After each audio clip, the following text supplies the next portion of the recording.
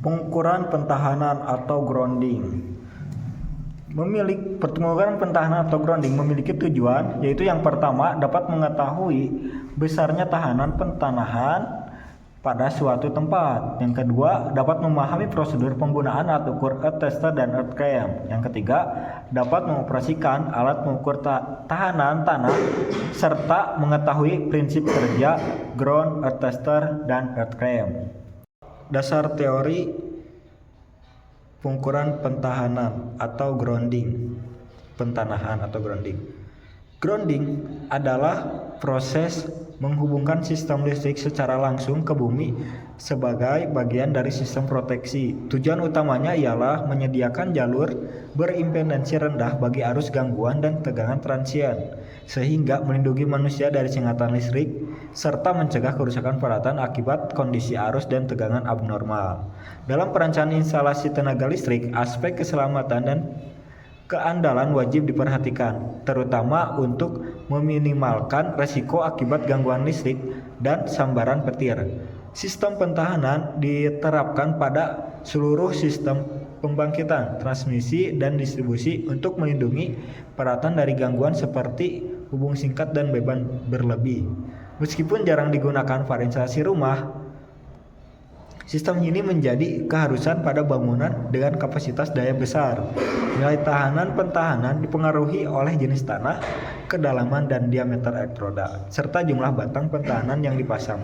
Pengukuran tahanan jenis tanah perlu dilakukan langsung di lokasi untuk memperoleh hasil yang akurat dengan menyediakan koneksi yang mudah dilepas pada setiap elektroda. Berdasarkan PUEL 2011, nilai resistansi pentanahan yang disyaratkan adalah maksimal 5 ohm, sedangkan untuk peralatan elektronik dianjurkan kurang dari 1 ohm.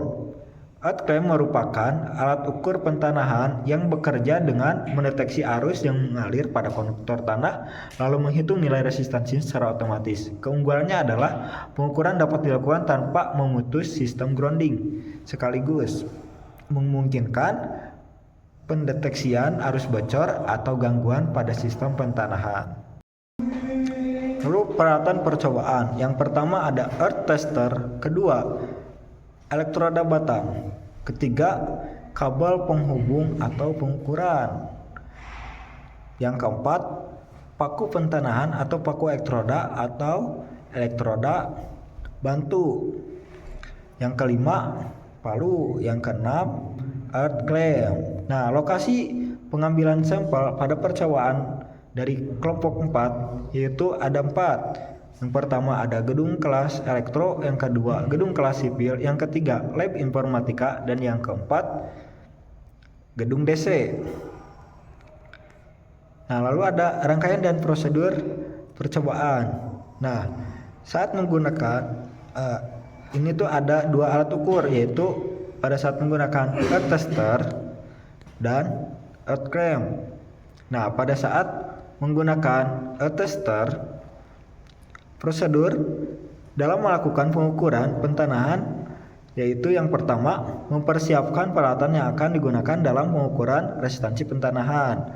Kedua, mengatur jarak antara terminal grounding pada panel dengan elektroda bantu. Jarak yang digunakan berkisar 5-10 meter. Yang ketiga, menanam elektroda bantu 1 dan 2 ke tanah, lalu elektroda dihubungkan dengan alat ukur sesuai dengan kabel yang sudah ditentukan. Tester mempunyai 3 kabel, diantaranya adalah kabel merah, kuning, dan hijau. Lalu yang keempat, melakukan pengukuran tahanan pentanahan dengan menekan tombol on. Tekan tombol measure untuk membuat instrumen secara otomatis, memeriksa potensi tanah, memeriksa tahanan tanah, dan mengukur tahanan tanah. Dan yang keenam, yaitu catat nilai tahanan yang muncul pada layer earth tester, kemudian menekan tombol off pada alat ukur. Dan yang ketujuh, ketika pengukuran telah selesai dan data yang dibutuhkan telah didapatkan, maka alat dan bahan dapat disimpan kembali. Namun pada percobaan dari kelompok 4 itu tidak menggunakan earth tester, tetapi menggunakan earth clamp. Perkenalkan, nama saya Muhammad Fawad Firdaus dari kelompok 9 sesi 2. Di sini saya akan menjelaskan tentang modul 5, pengukuran kualitas daya. Tujuannya adalah mengetahui cara penggunaan serta pengukuran pada alat ukur kualitas daya dengan menggunakan Power Quality Analyzer. Selanjutnya, dapat menganalisis data setelah melakukan pengukuran dengan Power Quality Analyzer. Selanjutnya ada dasar teori dan peralatan percobaan. Kualitas daya listrik memiliki 3 parameter penting, yaitu tegangan, arus, dan frekuensi listrik. Segala penyimpangan nilai, tegangan, arus, dan frekuensi listrik dapat memperburuk kualitas daya listrik yang dihantarkan. Buruknya daya listrik dapat menyebabkan kegagalan atau salah operasi beban listrik pada konsumen. Power Quality Analyzer adalah suatu peralatan alat ukur yang digunakan untuk mengetahui kualitas daya dari tenaga listrik. Alat ini sangat kompleks karena dapat mengukur tegangan, arus listrik, frekuensi, dan daya konflik, daya aktif, daya reaktif, dan faktor daya. Pada percobaan ini, parameter yang diukur menggunakan peralatan ini adalah tegangan, arus dan harmonik atau THD. Nah, peralatan percobaan yang digunakan. Pertama, ada Power Quality Analyzer Yoky PQ3198. Yang kedua, panel listrik 3 pas di gedung teknik elektro. Panel listrik bagian luar, panel listrik bagian dalam. Panel listrik 3 pasa memiliki bagian-bagian seperti ditunjukkan pada gambar, yaitu ada pada bagian luar terdiri dari pilot lamp panel, lampu indikator yang digunakan untuk menandakan adanya aliran listrik pada panel listrik, terdiri dari fasa R, S, dan T. Kedua, ada ampere meter, alat yang digunakan untuk mengukur arus listrik pada peralatan elektrik, memantau beban listrik, dan memastikan keamanan. Terdiri dari fasa R, S, dan T. Yang ketiga, voltmeter, untuk mengukur tegangan listrik satu pasa maupun 3 pasa. Sedangkan pada bagian dalam terdiri dari 1.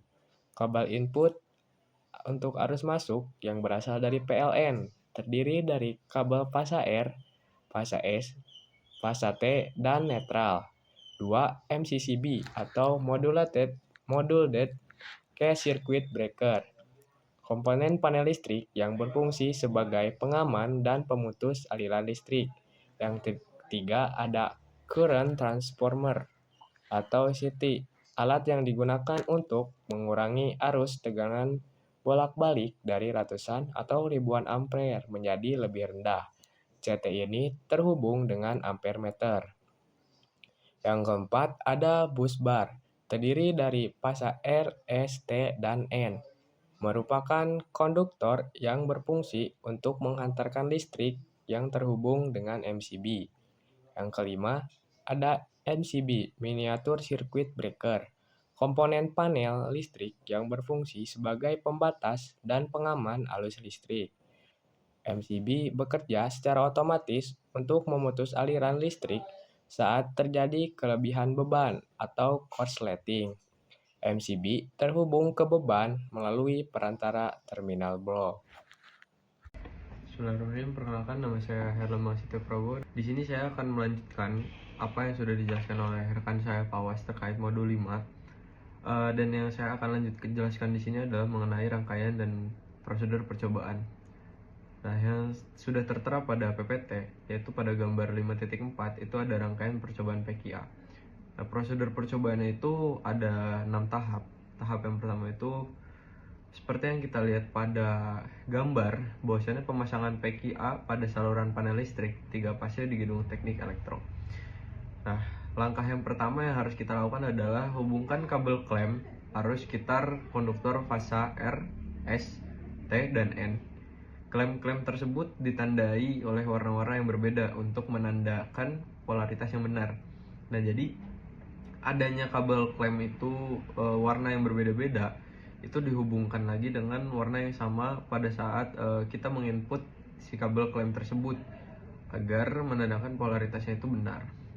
Langkah selanjutnya adalah hubungkan kabel untuk tegangan mulai dari ground, kemudian R, S, T, dan N pada power quality analyzer. Nah, seperti yang sudah saya jelaskan pada tahap sebelumnya, itu pada saat kita menginput mulai dari ground kemudian RST dan N pada power quality analyzer itu harus sesuai gitu. Misal ya biru dan biru, kuning dengan kuning, merah dengan merah, seperti itu. Nah, langkah selanjutnya itu pastikan klem arus aman dan menutup konduktor. Setelah dipastikan aman dan menutup konduktor, colokkan adaptor PQA ke stop kontak yang ada pada panel tersebut untuk menghidupkan alat ukur tersebut. Dan langkah yang terakhir, barulah kita bisa mengukur tegangan, arus, dan harmonik. Ya, setelah tadi saya sudah menjelaskan terkait rangkaian dan prosedur percobaan, di sini langkah selanjutnya itu pengambilan data dan tabel hasil pengukuran, yang dimana pertanyaannya itu ada 4. Yang pertama, data yang diambil pada percobaan ini adalah tegangan, arus, serta harmonik THD. Yang kedua, pengambilan data dilakukan dengan cara mengambil data setiap 3 menit sekali, sehingga terdapat 5 data yang diambil. Lihat perbedaannya dan lakukan analisis. Yang ketiga, hasil data berupa foto pada setiap kondisi. Yang keempat, buatlah data tegangan, arus, dan THD pada tabel seperti berikut. Nah, di sini ada tabel yang merupakan hasil dari analisa dan kita menemukan suatu perbedaan gitu, yang dimana yang bisa kita lihat di sini terhadap tegangan pada V1, V2, V3, dan THD itu ada perbedaan. Nah, tegangan dan arus ini berbeda juga gitu. Kayak pada tegangan V1, V2 itu V3, V1-nya itu 215,77 volt, V2-nya itu 222,11 volt, dan yang ketiga itu V3 220,18 volt. Yang dimana THD-nya itu 1,93%. Nah, V1, V2, V3 ini kita melakukan 5 data yang diambil itu menemukan hasil yang berbeda semua gitu. Maupun baik itu tegangannya maupun THD-nya itu merupakan hasil yang berbeda. Adapun pada arus di sini I1, I2, I3 maupun THD itu pun sama seperti tadi tegangan. Saya akan membacakan satu sebagai perbandingan. Untuk I1 itu 7,8 ampere, ya untuk I2 itu 4,13 ampere, untuk I3 itu 7,1 ampere dengan THD 16,92%. Sedangkan di data yang selanjutnya untuk arus itu 6,79 ampere, I2-nya itu 4,14 ampere, I3 itu 5,43 ampere dengan THD 16,86%. Nah, itu untuk pengambilan data dan tabel hasil pengukuran serta analisa yang kita lakukan. Nah, untuk pertanyaan selanjutnya, mengapa tegangan, arus, dan frekuensi dikatakan sebagai parameter utama dalam menentukan kualitas daya listrik, dan apa dampaknya jika terjadi penyimpangan nilai dari ketiga parameter tersebut? Nah, di sini saya akan jawab, yaitu perubahan ketiga parameter mempengaruhi stabilitas listrik, efisiensi beban, dan dapat menyebabkan gangguan di sistem. Dan untuk pertanyaan yang kedua, sebutkan langkah-langkah penting dalam pemasangan kabel arus klem dan kabel tegangan pada power quality analyzer. Mengapa arah dan warna klem harus diperhatikan dengan benar?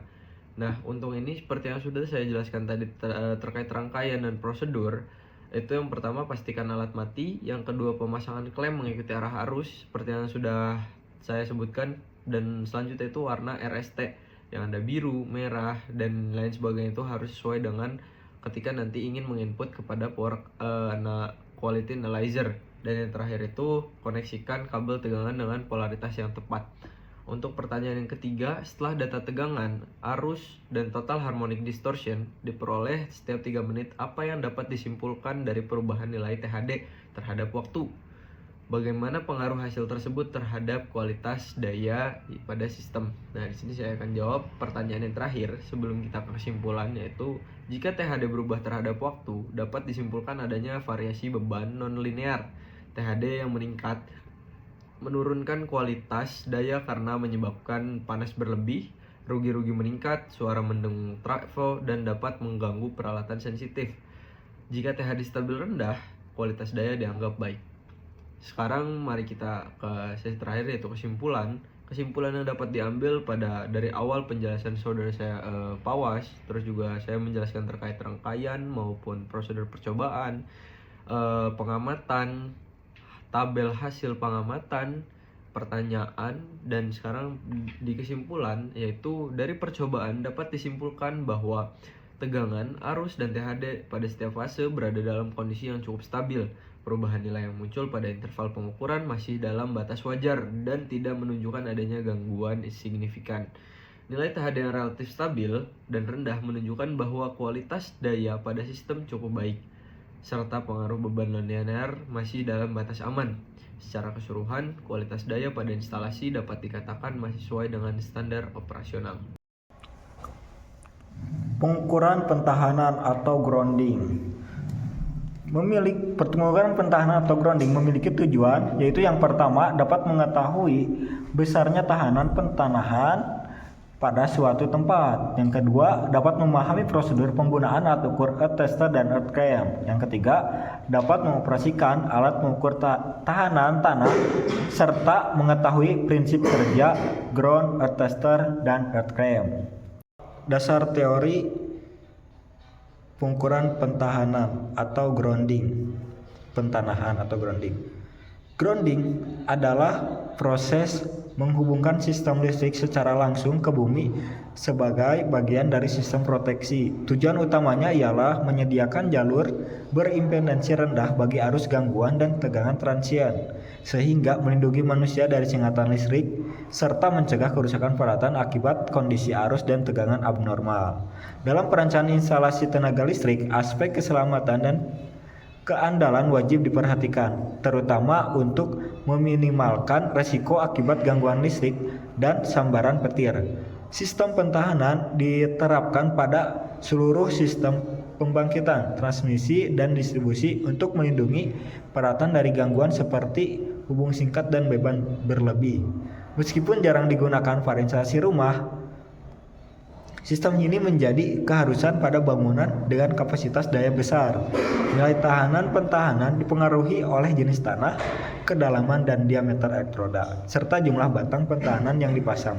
Pengukuran tahanan jenis tanah perlu dilakukan langsung di lokasi untuk memperoleh hasil yang akurat dengan menyediakan koneksi yang mudah dilepas pada setiap elektroda. Berdasarkan PUEL 2011, nilai resistansi pentanahan yang disyaratkan adalah maksimal 5 ohm, sedangkan untuk peralatan elektronik dianjurkan kurang dari 1 ohm.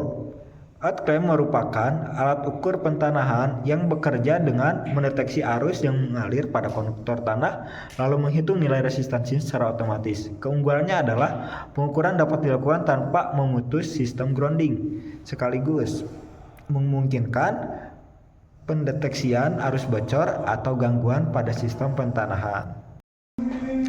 Lalu peralatan percobaan. Yang pertama ada earth tester, kedua elektroda batang, ketiga kabel penghubung atau pengukuran, yang keempat paku pentanahan atau paku elektroda atau elektroda bantu, yang kelima palu, yang keenam earth clamp. Nah, lokasi pengambilan sampel pada percobaan dari kelompok 4 yaitu ada 4. Yang pertama ada gedung kelas elektro, yang kedua gedung kelas sipil, yang ketiga lab informatika, dan yang keempat gedung DC. Nah, lalu ada rangkaian dan prosedur percobaan. Nah, saat menggunakan ini tuh ada 2 alat ukur, yaitu pada saat menggunakan earth tester dan earth clamp. Nah, pada saat menggunakan earth tester, prosedur dalam melakukan pengukuran pentanahan yaitu yang pertama, mempersiapkan peralatan yang akan digunakan dalam pengukuran resistansi pentanahan. Kedua, mengatur jarak antara terminal grounding pada panel dengan elektroda bantu. Jarak yang digunakan berkisar 5-10 meter. Yang ketiga, menanam elektroda bantu 1 dan 2 ke tanah, lalu elektroda dihubungkan dengan alat ukur sesuai dengan kabel yang sudah ditentukan. Tester mempunyai 3 kabel, diantaranya adalah kabel merah, kuning, dan hijau. Lalu yang keempat, melakukan pengukuran tahanan pentanahan dengan menekan tombol on. Tekan tombol measure untuk membuat instrumen secara otomatis, memeriksa potensi tanah, memeriksa tahanan tanah, dan mengukur tahanan tanah. Dan yang keenam, yaitu catat nilai tahanan yang muncul pada layer earth tester, kemudian menekan tombol off pada alat ukur. Dan yang ketujuh, ketika pengukuran telah selesai dan data yang dibutuhkan telah didapatkan, maka alat dan bahan dapat disimpan kembali. Namun pada percobaan dari kelompok 4 itu tidak menggunakan earth tester, tetapi menggunakan earth clamp. Oke, selanjutnya saya akan membahas tentang earth clamp. Prosedur dalam melakukan percobaan menggunakan earth clamp. Yang pertama, pastikan sistem grounding sudah terpasang dan terhubung ke tanah. Pastikan juga tidak ada kabel terbuka atau koneksi longgar pada grounding. Yang ketiga, hidupkan alat earth clamp tester dan lakukan kalibrasi awal bila diperlukan. Yang keempat, pastikan area sekitar batang grounding aman dan kering. Buka klem alat dan jepitkan di sekitar konduktor grounding utama kabel tembaga yang menuju elektroda. Pastikan earth clamp menutup rapat dan tidak ada kabel lain di dalamnya. Yang keenam, tekan tombol measure atau start pada alat. Yang ketujuh, tunggu beberapa detik hingga alat mengumpulkan nilai tahanan. Yang kedelapan, catat hasil pengukuran pada tabel hasil percobaan. Yang kesembilan, jika sudah selesai, lepas klem dengan hati-hati. Yang terakhir, matikan alat dan simpan kembali ke tempat yang aman. Lakukan beberapa kali pengukuran pada titik yang sama, misal 3-5 kali pada satu titik.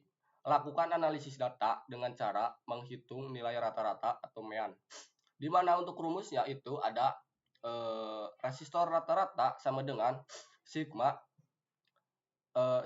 RI per N. RI itu merupakan hasil pengukuran yang keberapa gitu, dan N itu adalah jumlah data. Selanjutnya, standar deviasi untuk mengetahui kestabilan hasil, maka rumusnya itu adalah S sama dengan akar dari sigma dalam kurung R1 dikurangi R rata-rata per N-1. Jika nilai simpangan kecil, maka menunjukkan hasil pengukuran stabil. Hasil data menunjukkan kondisi pentanahan pada gedung tersebut. Apakah sudah sesuai dengan pernyataan Puil atau belum. Berdasarkan rumus tersebut, nilai dari sebuah tahanan pentanahan berpengaruh terhadap sebuah tahanan jenis tanah. Nah, setiap wilayah itu memiliki tahanan jenis yang berbeda-beda. Menurut Puil, tahun 2011, tahanan jenis tanah dapat dikelompokkan menjadi seperti tabel, di mana untuk nilai untuk jenis tanah rawa itu tahanan jenisnya antara 10 sampai 30 ohmmeter. Lalu ada tanah liat atau tanah ladang, untuk tahanan jenisnya itu ada di 100 ohmmeter. Selanjutnya ada pasir basah. Untuk tahanan jenisnya itu ada di 200 ohmmeter. Lalu selanjutnya ada kerikil basah. Tahanan jenisnya ada di 500 ohmmeter. Lalu ada pasir kerikil kering, nilai tahanannya itu 1000 ohmmeter. Yang terakhir itu ada tanah berbatu yang tahanan jenisnya itu ada di 3000 ohmmeter. Untuk pengambilan data dan tabel hasil pengukuran, di mana untuk tempatnya kelompok kami itu memilih 4 tempat. Di antaranya ada gedung kelas elektro, gedung kelas sipil, lab informatika, dan gedung DC yang sudah dijelaskan tadi sama Doni. Dan hasil dari pengukuran yang kelompok kami lakukan, diperolehlah nilai tahanan untuk gedung kelas elektro itu sebesar 568 ohm. Dan arus gangguan atau arus bocornya itu 0 miliampere. Serta untuk kondisi tanahnya itu adalah kering. Yang kedua itu ada gedung kelas sipil. Untuk nilai tahanannya itu diperoleh 2,6 ohm. Dan arus gangguan atau arus bocornya itu ada di 1,6 miliampere. Serta kondisi tanahnya itu adalah lembab.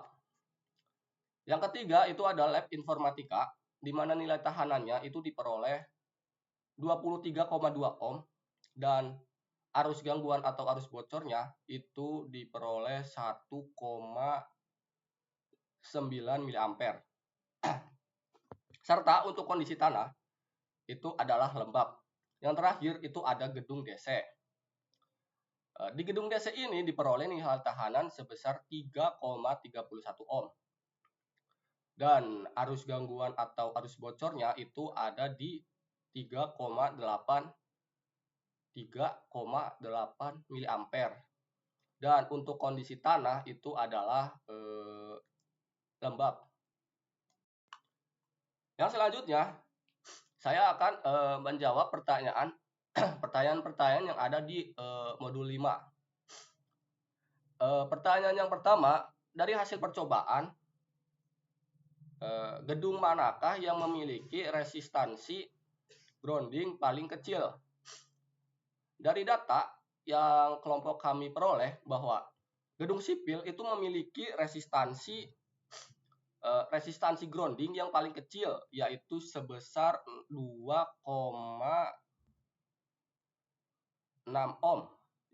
Untuk soal nomor 2, dari hasil percobaan, gedung manakah yang memiliki resistansi grounding yang paling besar? Dari hasil pengukuran kelompok kami, ditemukan bahwa gedung kelas elektro itu memiliki resistansi grounding yang paling besar, yaitu sebesar 568 ohm. Soal nomor 3, di mana bandingkan hasil percobaan dan apakah yang menyebabkan resistansi grounding besar atau kecil.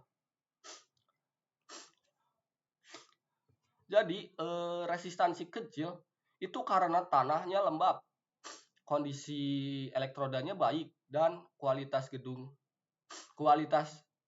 kualitas groundingnya itu bagus. Yang selanjutnya, saya akan membahas kesimpulan dari pengukuran pentanahan atau grounding. Dari pengukuran menunjukkan bahwa gedung kelas sipil itu memiliki resistansi grounding paling kecil, sehingga groundingnya itu yang paling baik.